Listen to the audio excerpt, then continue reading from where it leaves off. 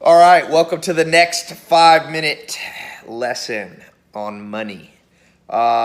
Here's what you got to know. That's what I want to talk about. I just had Seth Rogen. If you watch my Snapchat, Seth Rogen came over for dinner. We were actually talking about him making money. I think his movies have done over $500, $600 million. So I was just thinking, because I want to record this, like, okay, Seth Rogen, movie star, made all this money. Me not growing up with money, he didn't grow up with money, just got me thinking about this subject of money. And I'm speaking to my 18-year-old self again. I'm pretending you're that person. Here's what I would tell him about money, because I'm guessing you obviously joined this program because you want to make more money. Alan Nation, my second mentor, said, Ty, you never change anything until you understand why it is like it is. So don't start with trying to change. Start by trying to figure out how you got to where you are. When you're broke or when you don't have as much money as you think you deserve, don't instantly start going, I need to make more money.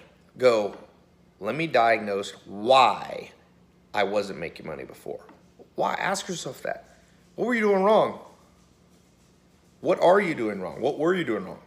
What were you taught incorrectly? What were you not shown? And let's just go to the base of it. I'm going to answer that question.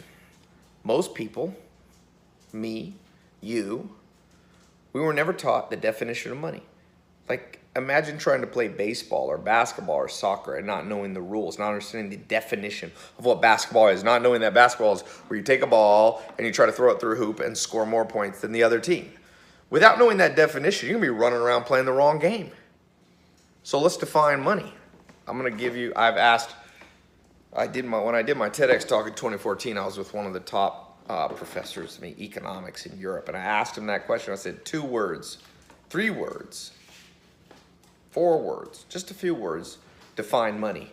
And he gave an answer that was almost right. I had to correct a professor. And not to sound cocky, but after I said it, he said, I think you're right. So he said, scarce resources. Scarce resources. I said, but you forgot something. Not just scarce resources, scarce in-demand resources. You know what's a scarce resource? Knowing how to do underwater basket weaving. But you're never going to make a lot of money with underwater basket weaving because it is rare. It is scarce. Scarce. It is a resource, meaning you could generate money. You could teach. The definition of a resource is something that can generate something. So you could teach classes underwater basket weaving, but it's not in demand. So it's 3 words. You want to get a tattoo? Get the tattoo, scarce in-demand resources. That's what money is. So if you don't have as much money as you think you should have, I can answer why. You do not possess enough scarce in-demand resources. So what are those scarce in-demand resources? Since we only got 5 minutes, I got to talk quick. Well, scarce means very few people know how to do it. That's the reason LeBron James or Ronaldo, professional athletes, make more money than school teachers. I'm not saying it's right. I'm not saying it's fair, but I know the reason. In a capitalistic society, money flows to people who have scarce skills, and there's a lot more school teachers than there are professional athletes that can 6'8" basketball player that can throw a ball through a hoop. In demand, scarce in demand. Athletes make a lot of money because a lot of people want to watch it. And then it's a resource. What I mean by that is, for example, with sports, the TV company, when the game is recorded and played, they can then replay it for 30 years and make money, generate ongoing money from it. So now I'm assuming you and I, we're not athletes. Ask yourself, did you go to college? Did you go to school? Were you equipped with some scarce in-demand resources? And if the answer is no, then that's what we're going to be working on for the rest of this program. I got to get you knowing things that most people don't know, that are in demand, that can create resources. I need to get you in a career where you're exercising scarce in-demand skills.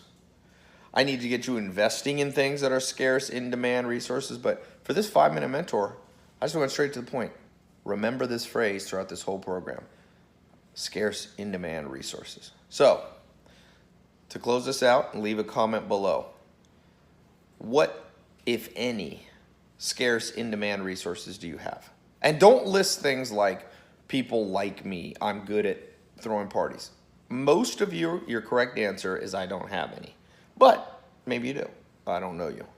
Okay? And then that's part one of the question below to complete this. Part two is, what's a scarce in-demand resource that you think you could possess if you got the training? Is it knowing how to do internet marketing? That's scarce in-demand resource. Is it knowing how to do social media? That's scarce in-demand resource. Is it knowing how to close deals and do sales? That's scarce in-demand resource. Is it knowing how to raise investment capital? Is it knowing how to be a doctor? That's scarce in-demand resource. There's not enough doctors in the world. Like, what is the thing? List that as part two. And I'll see you on the next lesson. Do not give up. Stay with the program. Stay, even if it's costing money every month. It costs less than a cup of coffee every day at Starbucks.